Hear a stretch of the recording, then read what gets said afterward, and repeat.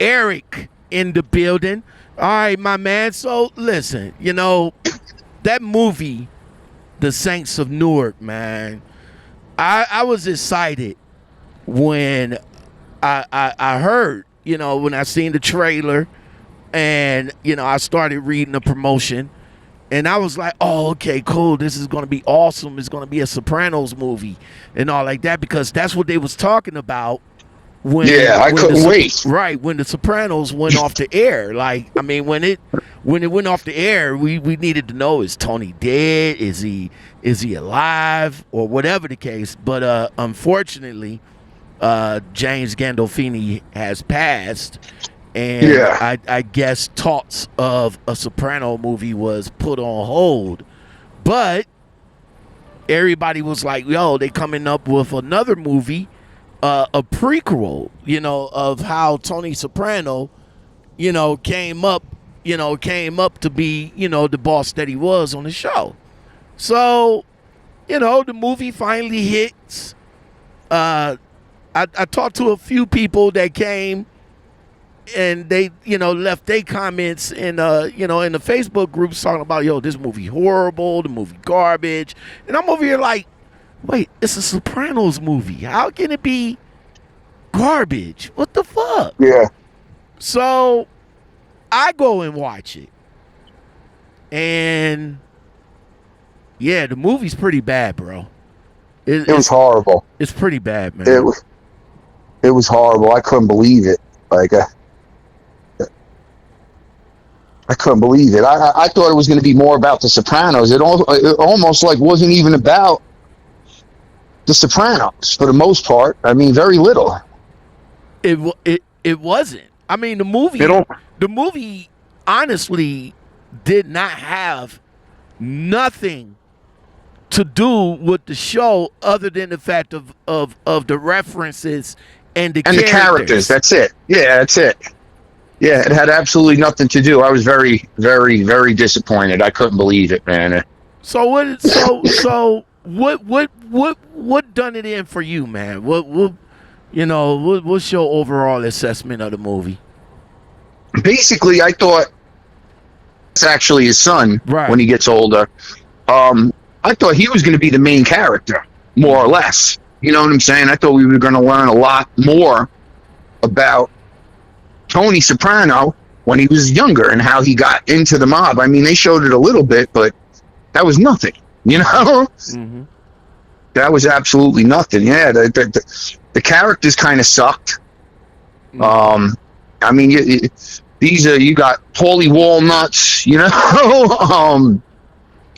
all Pussy, the other guys, and Sal. Pussy, and they didn't do him justice, really, It just wasn't authentic, So what do you think about what do you think about the central character? They put more of the focus on Dickie Montesanti. What do you think? What do you think of that narrative right there? I thought it was ridiculous, man. I didn't enjoy it at all. Like the whole movie, I was just waiting for something good to happen, and it was just crap, man. I didn't like it at all. Yeah. I didn't like it at all. From what I understand, none of that stuff even happened. It was all pretty much fiction. Mm-hmm. I mean, the Newark riots happened, but they weren't beefing with Italians. They made it out to almost be like a race war. The movie was about. That's what it seemed to me. So what I got out of it was a whole bunch of like ridiculousness. Yeah.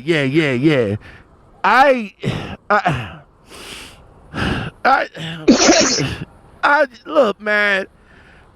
I watched the movie from beginning to end, and of course, being a fan of the Sopranos, I'm very versed on the 6 seasons of everything that happened.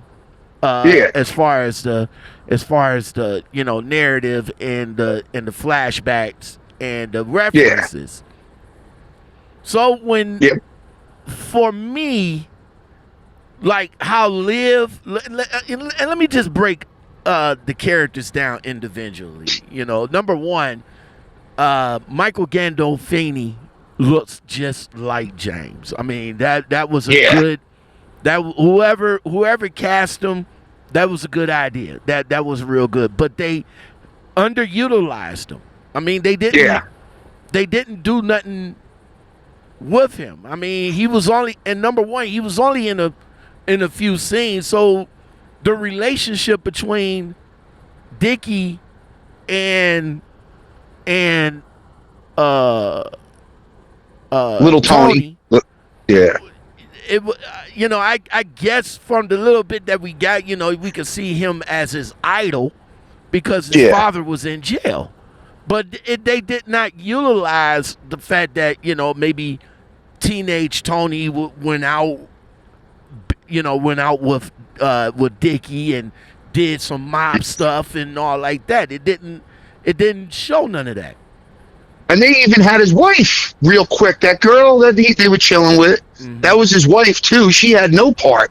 She was just standing there hanging out with him on the corner. That's it. So she had no. So with my problem with the central character Dickie Montisani, I mean he, from the narrative of the show, it didn't like we didn't know that he killed his father because of his girl, because of his wife or girlfriend at the time. That wasn't said nothing in the show. No. Him, Dickie Montisani, killing his wife because she had an affair with the black guy. That was ridiculous. That wasn't said in the show, and that whole subplot right there was ridiculous in itself because it wasn't no setup, it wasn't no go-to or nothing like that. We didn't even. All we just knew is that boom, right there, they having sex. And that was it. Yeah. Like, how did they come together? Like, how'd they meet? How did they meet? Like, how did they meet or whatever. So we ain't even know about that. Same thing with the subplot between the black guy and Dickie Montisani. It really, like I said, it really wasn't. It didn't make no sense. It ain't the whole no fucking sense. Movie did not make no sense at all. And then now it kind of got me thinking, like when I go back and rewatch The Sopranos again, and when Tony was explaining the circumstances of Christopher's father getting killed, wasn't even like that. So was that conversation between him and his uncle was ever divulged? So did Tony actually really knew the whole truth? That his uncle was the one that had Dickie assassinated because he laughed at him? Yeah, that was fucking ridiculous too. I couldn't believe that either. What? So, and then it also didn't establish. It didn't establish because Dickie Montisani was not related to Tony at all, right? Yeah, no. In the show, Christopher, just called him his Uncle Tony. But him and Carmela in the show was supposed to be related. They supposed to be cousins. But that wasn't even portrayed in the movie because Carmela, she only had a cameo by, giving Tony, a quarter for the phone booth.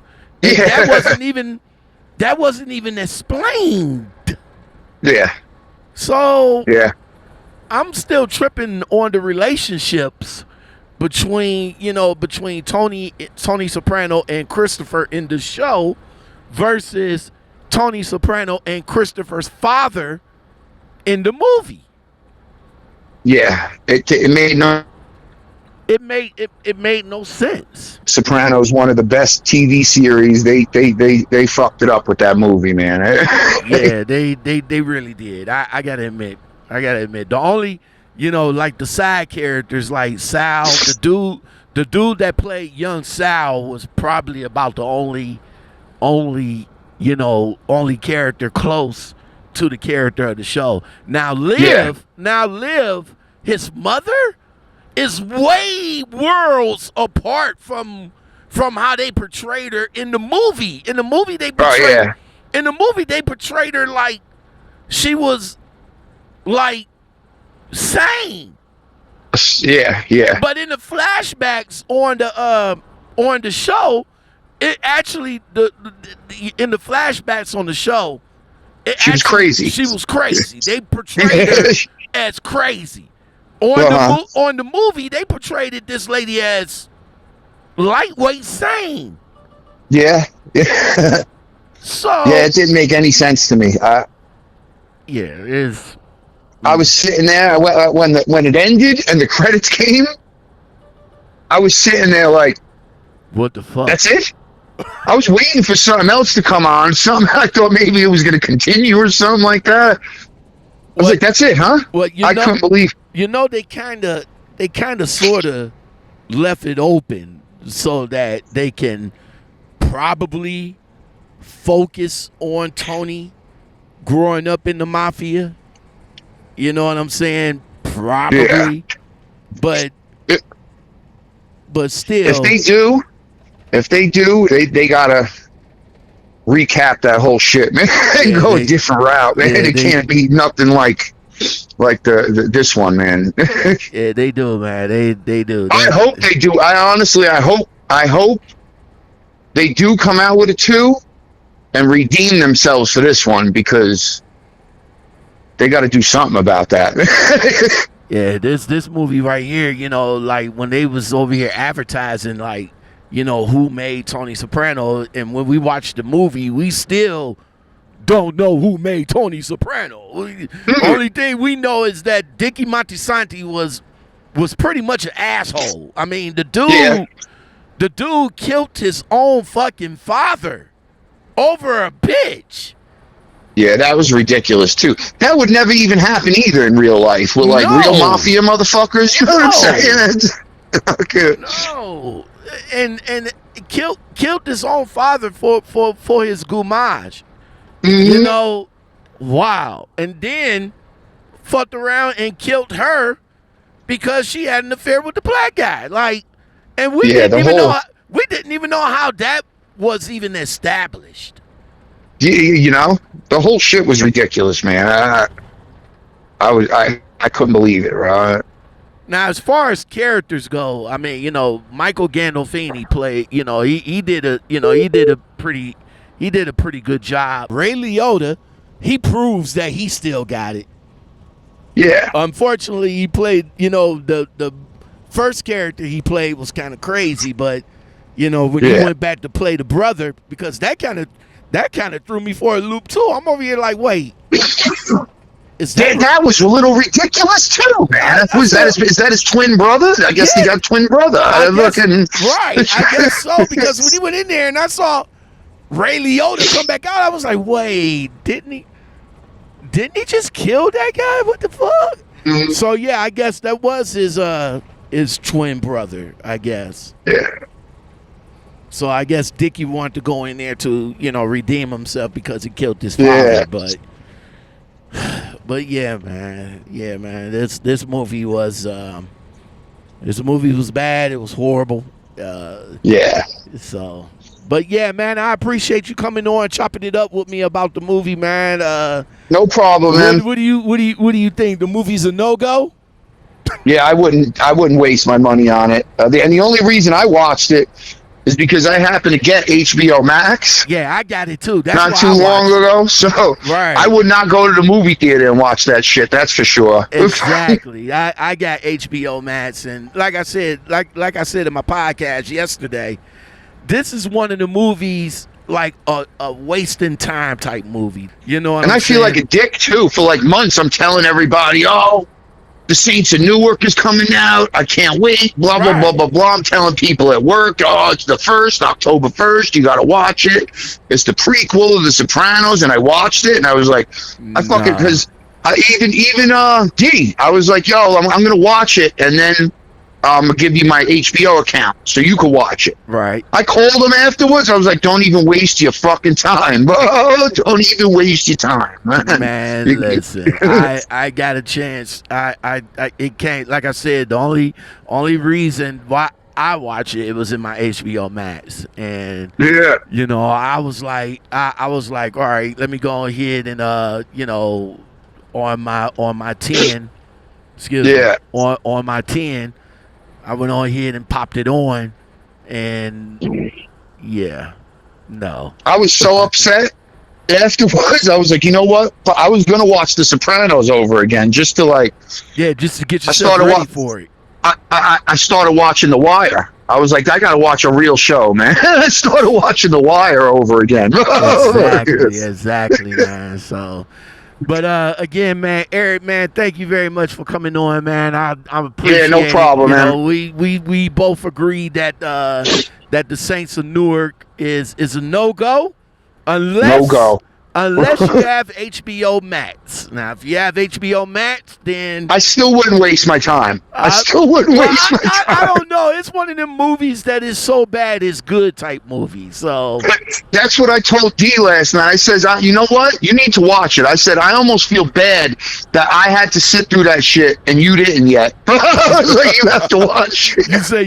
You say yeah. We got to make them watch it. We can't be the only ones out here being jaded. You know, for real. All right, Eric, man. Well, you go ahead and have a good day, man. You know, you where you work at though? You work at AutoZone? No, I'm at O'Reilly actually. Oh, O'Reilly. Oh, okay. So you work at an auto parts store. What are you, a manager, or you just work there? Yes. Yeah. No, I'm a manager. Yep. Oh, okay. That's what's up, man. That's what's up. Well, I appreciate you coming on, bro. If any other movies that you want to come on and review with me, let me know, and we'll get it in, bro. Sounds good, man. You have a good one, bro. All right, now you take it easy. Peace. Bye.